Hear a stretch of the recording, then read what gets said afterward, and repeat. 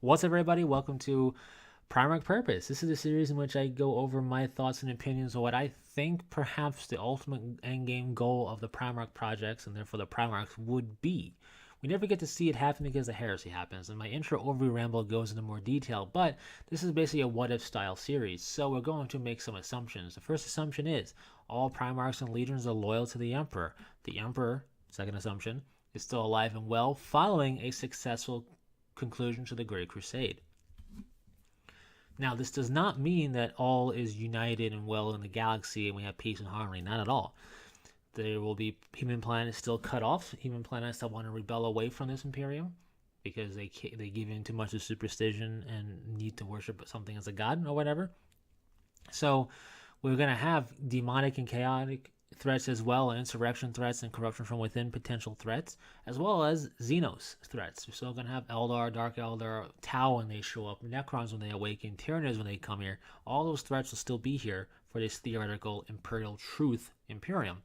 So this also means we're assuming that the Inquisition is going to be different, and because there's no heresy to kind of breed it, Malcolm essentially creates the Inquisition during the heresy at the command of the Emperor, it seems, but it's forged by the fires of heresy. We don't have that, so the Inquisition as we know it is different. And there is no ecclesiarchy. The Imperial Truth wins out. There is no god worship here in this Imperium, so there would be no ecclesiarchy, which means there would be no Sisters of Battle in that regard. Not that it matters for this purpose series, but there would also be no god worshipping of the Emperor. That would be very much against Imperial Truth, which would be part of the threats within. But anyway, so with that all said, that's kind of a real quick rundown of the setting we're assuming. And in this Primarch Purpose, which is going to be semi-long-winded, I'm not going to curb the length of it to fit in a certain time frame. I want to be able to give each Primarch their just talking about. So here we're talking about the Primarch of the 19th Legion. We're talking about Corvus Corax, who leads the Raven Guard Legion. His name is a play on words. It basically means Raven, leading the Raven Guard. GW likes to do stuff like this. But with all that said, we're looking at what Corax's ultimate purpose would be. And to do so, we got to look at the fluff we know about him and also the fluff we know about his Legion/chapter post-heresy, what that would be. Or what that is, and how it helps shape what Corax is about and what its ultimate purpose is. Because we see a very specific purpose in Corax. We also see a very unique ability in Corax. Corax can will it to be so that you don't see him. He doesn't just Drax it and stand super still to be imperceptible. He actually tricks your mind and tricks sensor arrays and tricks video cameras and the like to not notice him. And basically he goes invisible. He's able to walk right by you without you even knowing. Why does he have this ability? I don't know. But he has this ability, which is pretty cool. So, with that said, it would be of great help for striking from the shadows and setting up pincer maneuvers and striking basically where nobody would expect and getting into places and infiltrating. So, it sounds like there's a lot of parallels to the Alpha Legion, and to a certain degree or in a certain sense, there kind of is, but there is differences, plenty of differences, or big enough differences. Firstly, Corax, he's not a spy set up like I talked about Alpharis, Omegon, and their Legion in their own ramble, but it's more of a freedom fighter. We know his upbringing more so for sure. We know that he knows he's the 19th Primarch created. He questions the Emperor about this when the Emperor only talks about 18. And the Emperor kind of has a sad look on his face. The lore on Corax also kind of muddies the water on the Emperor lore, where the Emperor's lore is, he doesn't care about the Primarchs, he views them only as a tool. There's also lore where he views them as a son, and his most favorite son is Horus, and that leads to the heresy and all that. So there's a lot of conflicting stuff with the Emperor. That's a whole ramble for its own time, maybe, in the future. But what we see here is clear. Corax knew of the Emperor, knew of his creation somehow, and the Emperor shared some wisdom with Corax and then left him, because this was the eve of victory for basically liberating the planet, well, the moon, and by extension the planet below it, that Corax came to be on. You see, Corax landed on a slaver moon. It was a slave mining moon colony where prisoners were sent to mine and live their lives away. And it wasn't, just because the regime was very oppressive on the planet below. So if you thought something different, if you were a independent thinker or whatever it is, a freedom thinker or whatever, you were sent away to this moon. But also hardened criminals and murderers were sent there too. So you have two sides of the coin.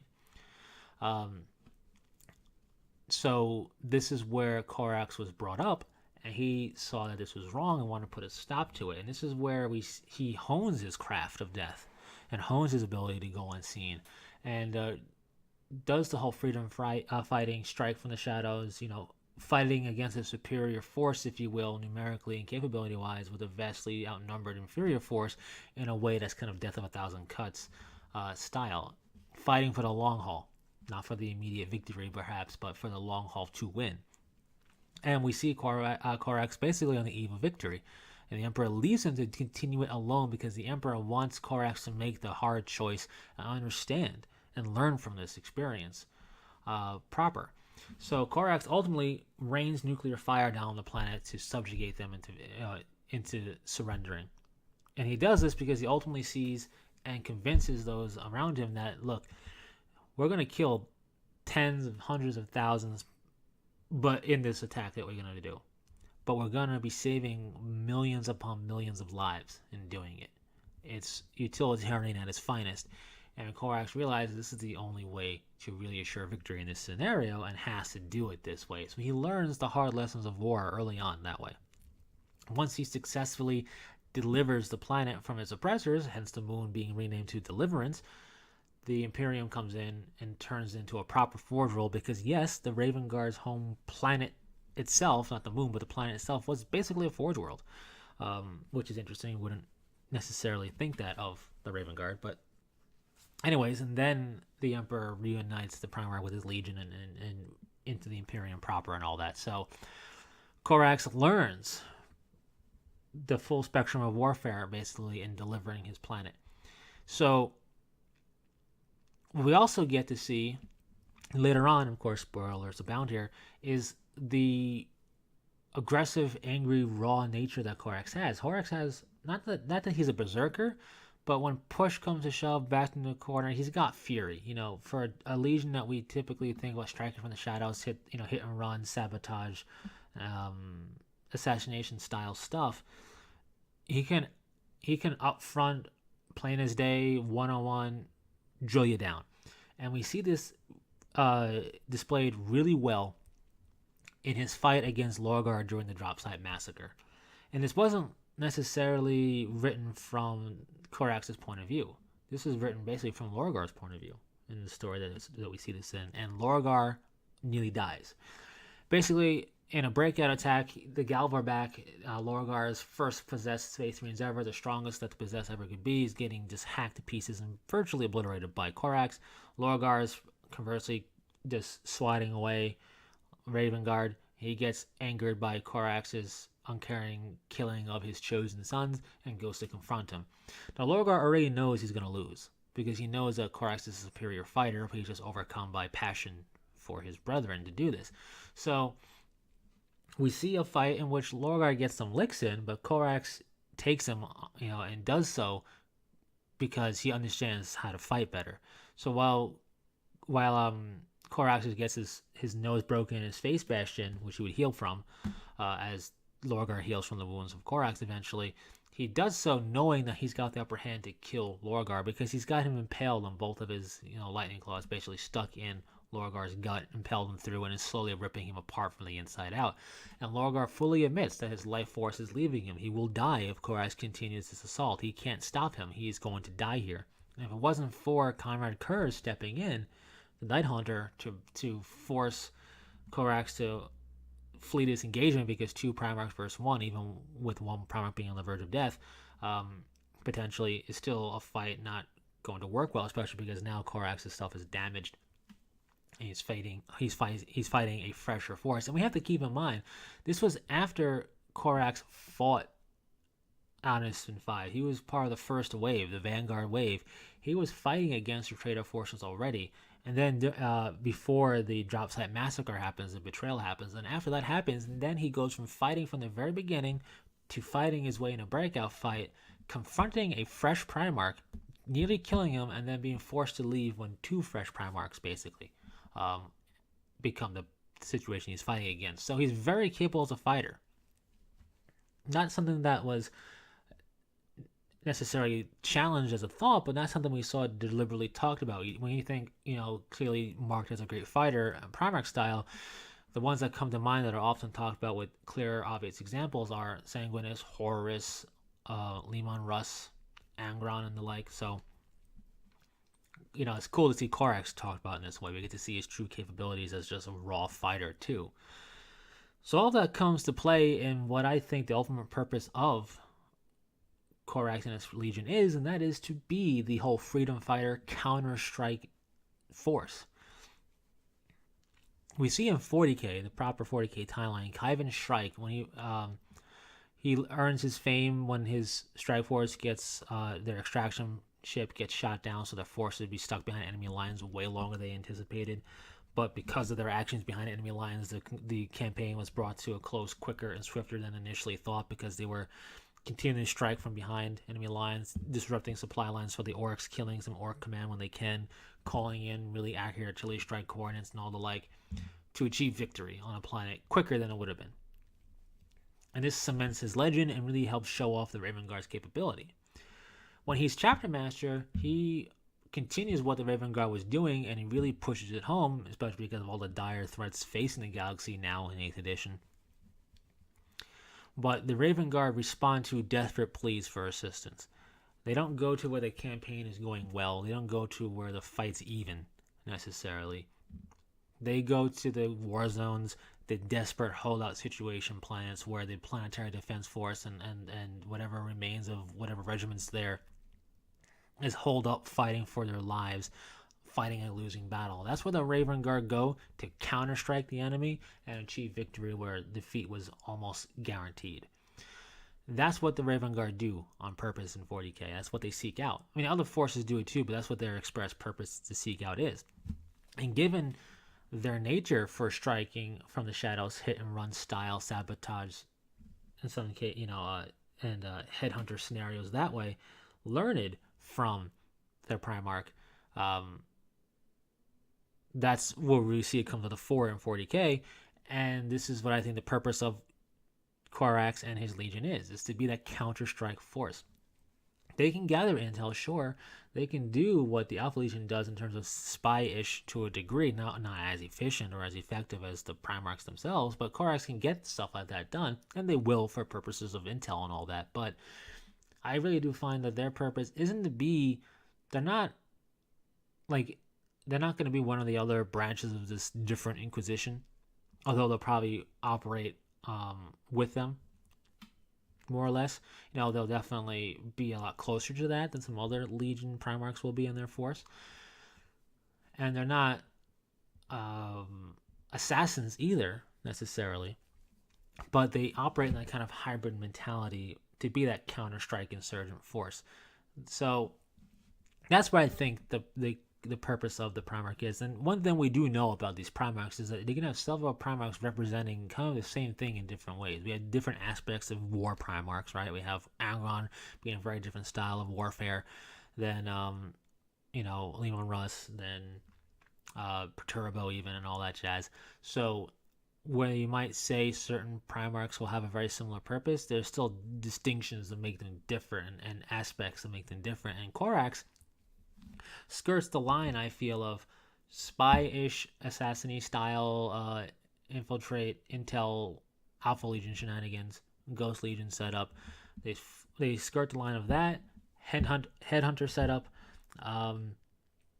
terror tactics setup as well, and lightning assaults, hit and run. All that kind of blends together to be what's considered to be the ninjas of 40k in the Imperium, the Raven Guard. So I think we're looking at Corax, a counter-strike freedom fighter, legionary leader, if you will. Doesn't mean that they are freeing a planet to be its own thing, they're bringing it back into the Imperium. So I think because we're facing threats from within and without still in this theoretical Imperial Truth Imperium, they will counterattack against a demonic incursion if it happens. They will counter assault a Dark Eldar raiding group to subjugate a planet. They will counter strike a Tau planet strike forced for the greater good to bring it into the Empire of the Tau. The Raven Guard will then counter assault them and counter strike that planet and do what's necessary and seek out the fringe threats, the vanguard threats, if you will, threats that either aren't being addressed properly because for that area, maybe the local planetary defense force is vastly outnumbered and the local military of that sector is spread too thin to deal with it at that time. Whatever the case is, that's where I think we'll see Corax and his legion jump in, kind of as the, like I said, counter-strike legion extraordinaire. Can other legions do this? Yes, but not in the same way. That's why each legion is its own thing. I think their ability to infiltrate a planet and strike subtly, or at least get on planet to strike from the shadows, that is mostly under the control of the enemy, is what sets them apart from some other legions that could do a similar strike, but maybe they wouldn't be as proficient as getting on planet like the Raven Guard would be. So that's my thoughts, and when you combine it with the idea that we have to remember, if the Great Crusade went to a successful conclusion, then the Imperial Webway project is a go still. So they can even make use of that Webway project, which I won't get into here, to end up on worlds that are in dire throes that could not be gotten to from orbit necessarily, and do their counter-strike assault force capabilities from there. So there's a lot of interesting setup once you start really thinking about what a theoretical Imperial Truth Imperium would be with the Emperor at the helm still alive and well. But that's Corax, a really cool bruiser strike from the shadows Primarch. His capability to go unseen, the training he's given his legion, his understanding of utilitarian aspects when necessary to do decimation campaigns versus trying to strike like a surgeon, the ability to switch between the two and have a little rage to back it up. I think that's where we're going to see, or where we would have seen, the Raven Guard go, to be this counter-strike, counter-insurgency force to liberate planets back into the Imperial fold. Anyway, that's my thoughts on what I think the purpose of Corax and his Legion would be if we got to see that actually happen as the endgame goal. What are your thoughts? I know I've rambled on a bit, but that's what I do here. Do you agree, disagree? What do you see and why? Share it all in the comment section below. Thanks very much for sticking through it. You have just a day left, roughly, for the poll, by the way, so get your votes in quickly before the poll ends on January 1st. Check it out in the community tab of the YouTube page. Thanks very much for stopping by, and until next time, take it easy.